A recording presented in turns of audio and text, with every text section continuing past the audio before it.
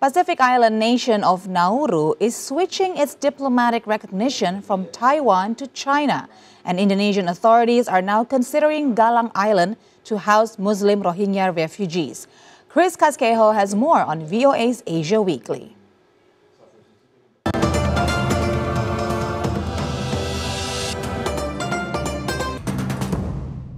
Rohingya refugees seek housing on an Indonesian island that once housed Vietnamese refugees.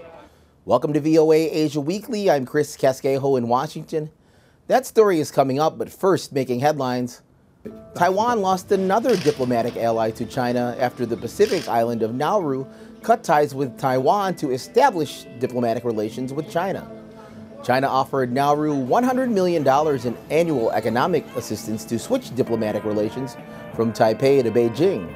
This move comes days after the self-governing island of Taiwan elected William Lai, the candidate of the ruling Democratic Progressive Party, as president. We recommend that President Marcos read more books to correctly understand the ins and outs of the Taiwan issue and draw correct conclusions. China warned the Philippines not to play with fire on the Taiwan issue.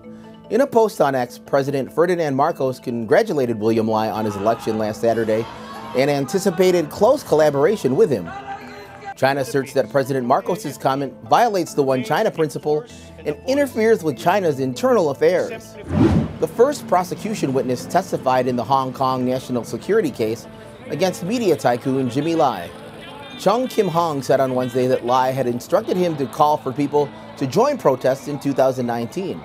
Chung was one of 6 Apple News executives who pleaded guilty in November 2022 to colluding with Lai to request foreign entities to impose sanctions or blockade or engage in other hostile activities against the Hong Kong and Chinese governments between July 2020 and June 2021. Chung and the other 5 faced a maximum sentence of life in prison, but are expected to receive lesser penalties because of their guilty pleas. North Korea launched a test of a solid-fuel missile tipped with a hypersonic warhead Sunday, marking the North's first test launch of the year. South Korea and Japan detected the ballistic missile launch from a site near North Korea's capital, Pyongyang. The North Korean Central News Agency stated that the test was successful, but did not provide details. The UN estimates more than 1 million Rohingya Muslims have fled Myanmar in successive waves.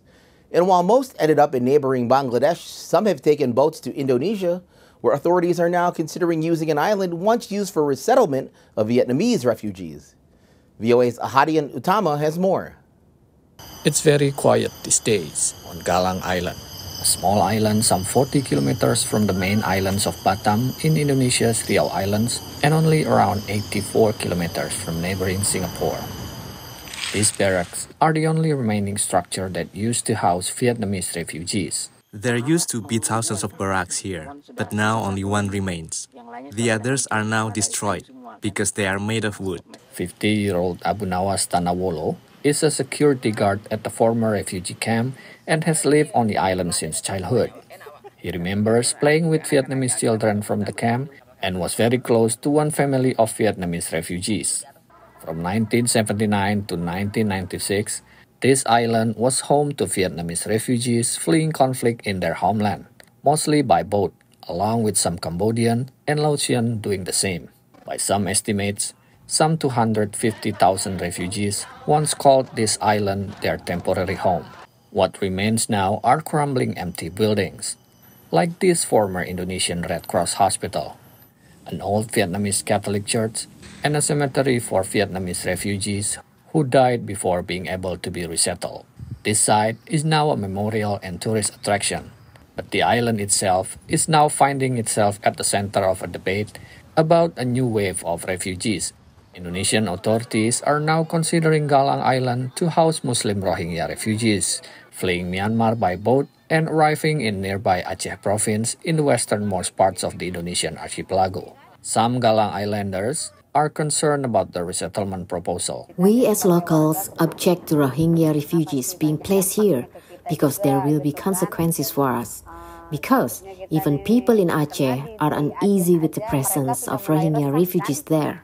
According to data from the United Nations High Commissioner for Refugees, the number of Rohingya refugees who entered Indonesia via Aceh since November reached more than 1,500 people. Ahadian Utama, VOA News, Batam, Indonesia. Visit voanews.com for the most up-to-date stories. I'm Chris Casquejo.